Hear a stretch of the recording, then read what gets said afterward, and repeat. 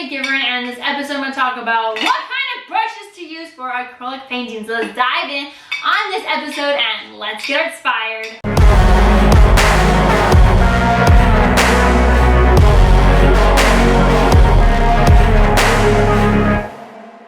So I'm just grabbing my containers and going with this one. So my favorite brushes to use for acrylic painting are the same brushes that I use for every painting.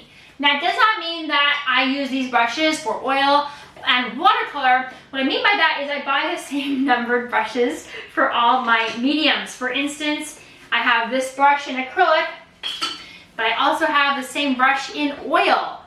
Number 16, number 16. Two different brands. This is Winsor & Newton. It's a little bit better. When I hold them up like this, they feel okay, but as I move back, this one starts feeling quite heavy. Even back further, quite heavy compared to this one. This one feels a lot better. Anyways, I don't know what brand this is. Not that great of a brand. This one's better. But anyways, the point is I buy the same brushes for all my stuff. Not intentionally, they are kind of a standard brush. One, I like to get a big flat brush. Here's an older version, cheaper version, much cheaper. No number?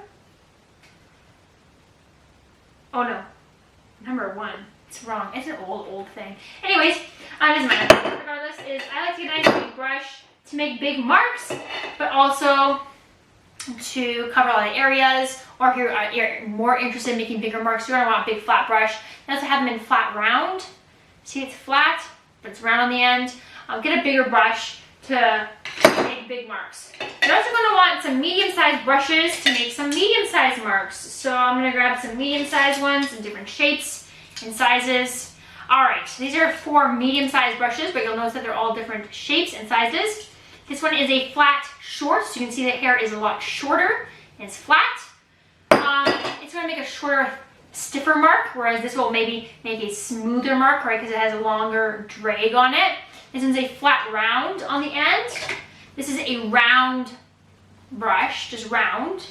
This one's a number 8, I think it was. Yep, number 8. A round brush. I like to have a nice round brush for making marks. That's a good one.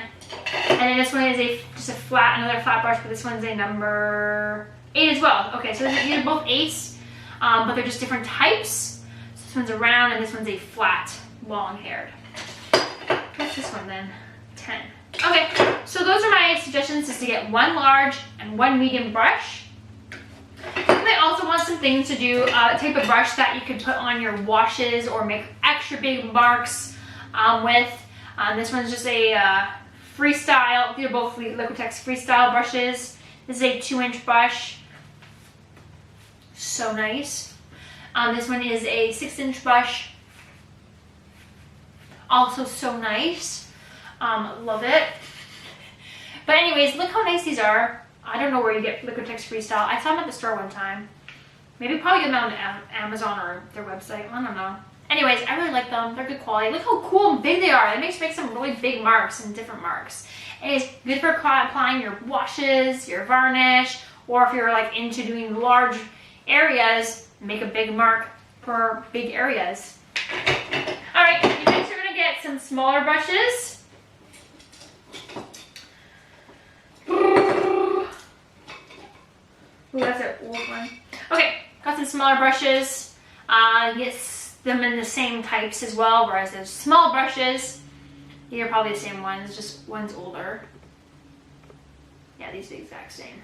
These are the exact same, but one's just really worn down. Oh, my nose is itchy, sorry. One is round, one is flat. Get a small brush for making small marks. And then finally, you're going to want some super small brushes to make your detailed marks.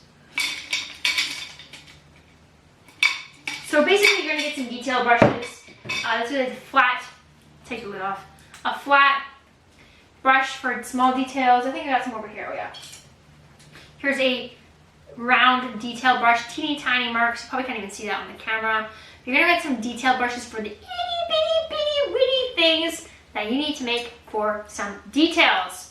Yeah, that's my recommendations for what you need for acrylic brushes. And then just get a handful of really good quality brushes versus going into the big box store and getting a bunch of cheap ones and those giant packs. You're buying a bunch of junk, so don't buy it. If it comes in a giant package, it means it's junk. If it's a random brand that you don't know the name, it's a bunch of junk. Get something like Winsor Newton or Liquitex or whatever, something like that. Get a good quality brush, but get good quality brushes, but get less.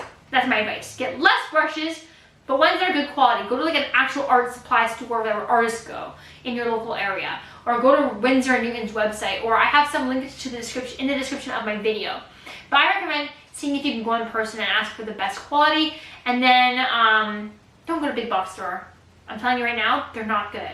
They're getting them at their discounted price and their discounted quality. They're for somebody who is a hobby artist. So do not get that.